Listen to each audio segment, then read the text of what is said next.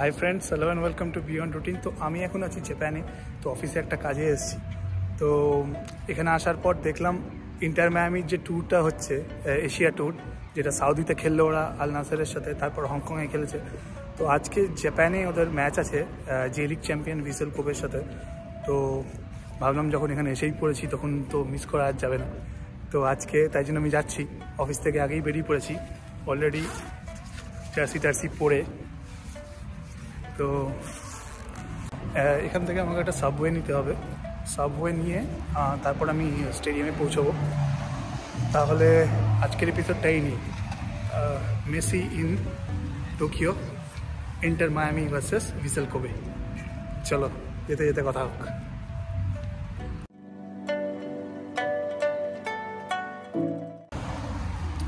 Subway station এসে গেছে, ঢুকবো এবার।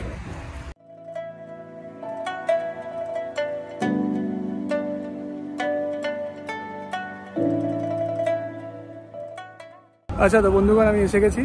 পেছনে দেখা যায় টোকিও ন্যাশনাল স্টেডিয়াম।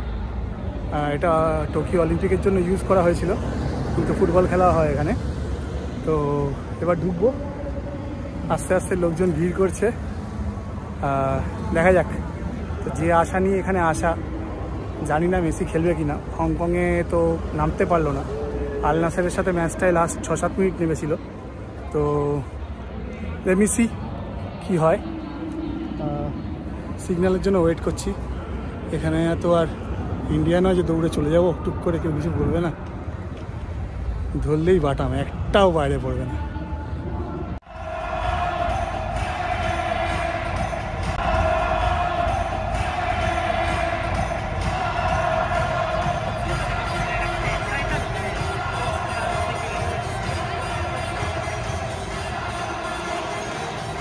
মাঠে স্পেশাল গেস্ট হিসেবে উপস্থিত ছিল অ্যান্ড্রেস ইনিয়েস্টা। ইনফ্যাক্ট আমি ইনিয়েস্টার ইনস্টাগ্রামের পোস্ট দেখেই জানতে পারি যে ইন্টার মায়ামি এখন টোকিওতে।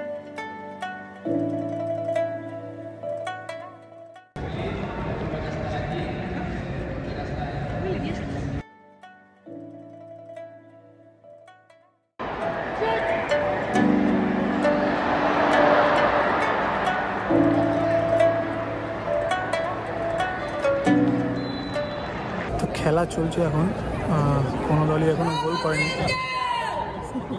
খুব বোরিং খেলা চলছে একটা। মায়ামির থেকে ভিসেল কোবে বেশি অ্যাটাক করছে। ধরুন খেলা কে দেখে, কখন নামবে সেটা নিয়ে দেখা যাচ্ছে জায়ান্ট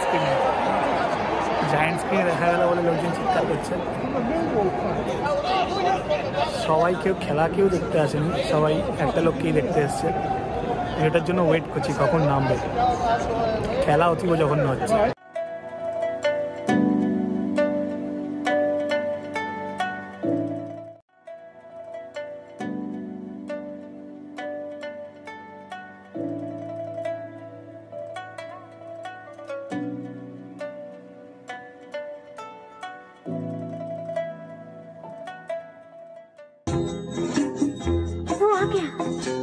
देखो देखो वो आ गया।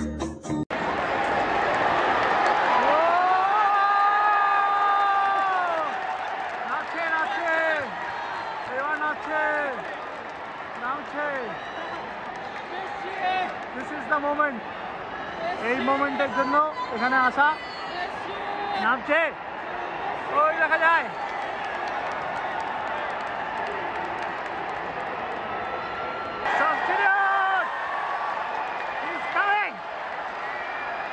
Finally, it's Messi. Messi!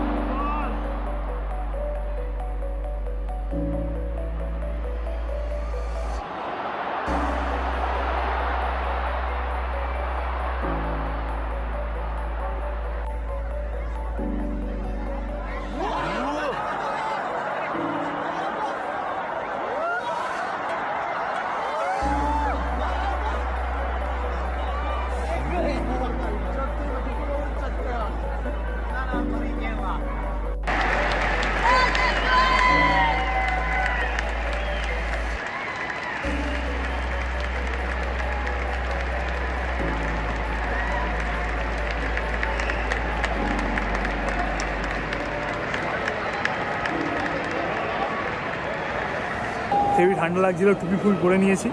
তো অতীব জালি জঘন্য খেলা হলো। কোনো বুঝতে পারছি না যে মেসির মতো প্লেয়ার এত তাড়াতাড়ি কেন এরকম একটা জালি লিগে চলে এলো। হয়তো ওর মাথায় কোনো প্ল্যান আছে আগামী কোপা বা আগামী বিশ্বকাপ নিয়ে, যেহেতু দুটোই আমেরিকাতে।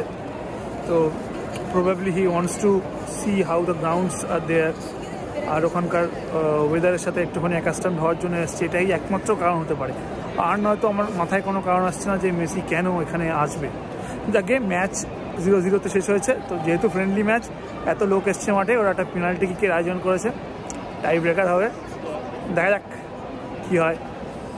মনে হচ্ছে আমি যে দিকটায় বসেছি ওই দিকটাতেই কিক নেওয়া হবে।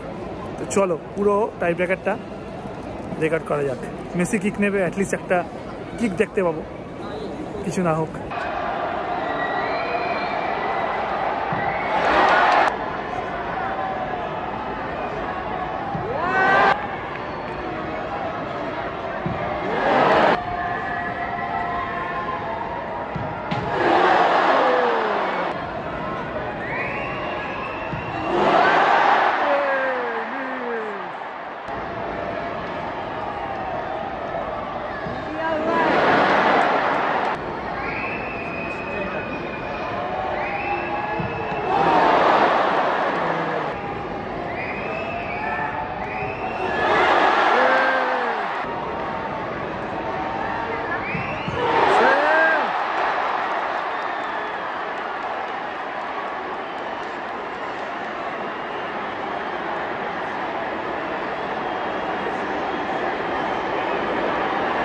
এটা কিন্তু জঘন্য জালি হলো।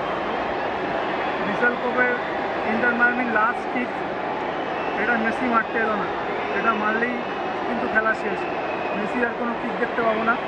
সারা স্টেডিয়াম কিন্তু বু করতে শুরু করে দিয়েছে, সারা স্টেডিয়াম বু করছে, সারা স্টেডিয়াম বু করছে, কারণ মেসি কিক মারলো না। এটা গোল করলে ইন্টার মায়ামি জিতে যাবে।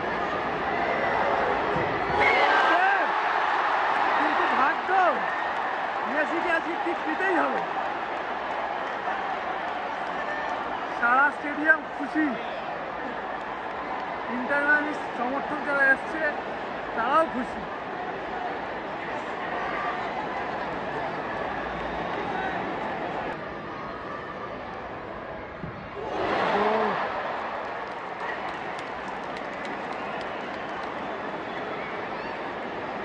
এবারেও মেসিকে পাঠালো না। এটা যদি ইন্টার মায়ামি মিস করে তো খেলা শেষ। মেসির কিকও আমরা দেখতে পাবো না। স্টেডিয়ামে আবার বু শুরু হয়ে গেছে, বুইং শুরু হয়ে গেছে। দেখা যাক, গোল করতেই হবে। যদি মেসিকে কিক নিতে হয় তাহলে এটা গোল করতেই হবে। দেখা যাক গোল করতে পারে কিনা। না, হলো না। And with that, Vissel Kobe wins. মেসির কিক দেখতে পেলাম না, দেখা গেল না। মেসি যে মাঠে নামলো, খেললো, এইটুকুনি ভালো লাগলো। কিন্তু প্রবলেমটা হচ্ছে ইন্টার মায়ামি যা টিম দেখলাম, মানে জঘন্য জালি। Suarez, জর্ডি Alva, Busquets all pass দেয়ার প্রাইম। মেসি যা টিমটাকে টিকিয়ে রেখেছে। মেসি আমি ডেফিনেটলি শিওর যে ওখানে গেছে কোনো একটা ধান্দাতে, কোপার ওয়ার্ল্ড কাপ নিয়ে কিছু একটা প্ল্যান রয়েছে, বড় প্ল্যান, না হলে ওখানে যাওয়ার কোনো মানে নেই। আর আজকে যখন টাই ব্রেকারটা হলো, যখন ভিসেল কোবে মিস করলো ফোর্থ পেনাল্টিটা, লাস্ট পেনাল্টিটা মেসি মারতে পারতো। ওটা যদি মেসি গোল করে দিত তাহলে ইন্টার মায়ামি জিতে যেত। আর অ্যাটলিস্ট মেসির একটা পেনাল্টিতেই হোক, টাই ব্রেকারই হোক, একটা গোল দেখতে পেতাম। সেই একটা আক্ষেপ বলবো না, ওই একটা মানে শেষ পাতে একটুখানি মিষ্টির মতো হলে ভালো হতো। সেটা যখন হলো না, কি করা যাবে। যাকে এখানে এসে এত ভালো একটা এক্সপিরিয়েন্স, এরকম একটা ওয়ার্ল্ড ক্লাস স্টেডিয়ামে খেলা দেখা, আর যে স্টেডিয়ামের ইতিহাস ভারতীয় হিসাবে আমাদের কাছে গর্বের, বিকজ এই স্টেডিয়ামে, এই ট্র্যাক অ্যান্ড ফিল্ডে নীরজ চোপড়া সোনা জিতেছিল। বিশাল বড় একটা ভালো লাগার ব্যাপার রয়েছে। Signing off from Tokyo national stadium.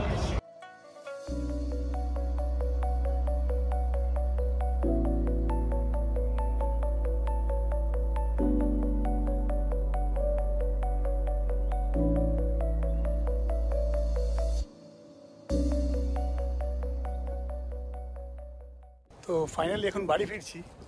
Argentina supporter হিসেবে একটা অদ্ভুত গর্বের জায়গা আমার কাছে, যে 2008 সালে যখন মারাদোনা ইন্ডিয়াতে এসেছিল আমাদের বাড়ির পাশে মহেশতলা যে একাডেমিটা উদ্বোধন করার জন্য, তখন মারাদোনাকে আমি জাস্ট 20 মিটার দূর থেকে দেখেছিলাম। 2011 সালে মেসিকে আমি খেলতে দেখেছি যুবভারতী ক্রীড়াঙ্গনে। সেই সময় মেসি জাস্ট একজন প্রতিভাধর ফুটবলার ছিল, নাথিং এলস। গত বছর এমি মার্টিনেজকে নিজের হাতে ছুঁয়ে দেখেছি, কথা বলেছি, এবং ফাইনালি আজকে বিশ্ব চ্যাম্পিয়ন হওয়ার পর, when he is the greatest of all time, সেই অবস্থায় মেসিকে, মানে বিশ্ব চ্যাম্পিয়ন হওয়ার পরে মেসিকে লাইভ খেলতে দেখলাম। সো ইনডিড খুব একটা অসাধারণ অনুভূতি। একটা সার্কেল কমপ্লিট হলো মনে হচ্ছে। Obviously priceless. যাকে তাহলে আজকের মতো এইটুকুনি, সাইন অফ করছি। খুব শীঘ্রই দেখা হচ্ছে পরবর্তী কোনো বড় ব্লগে। ততক্ষণ বাই বাই।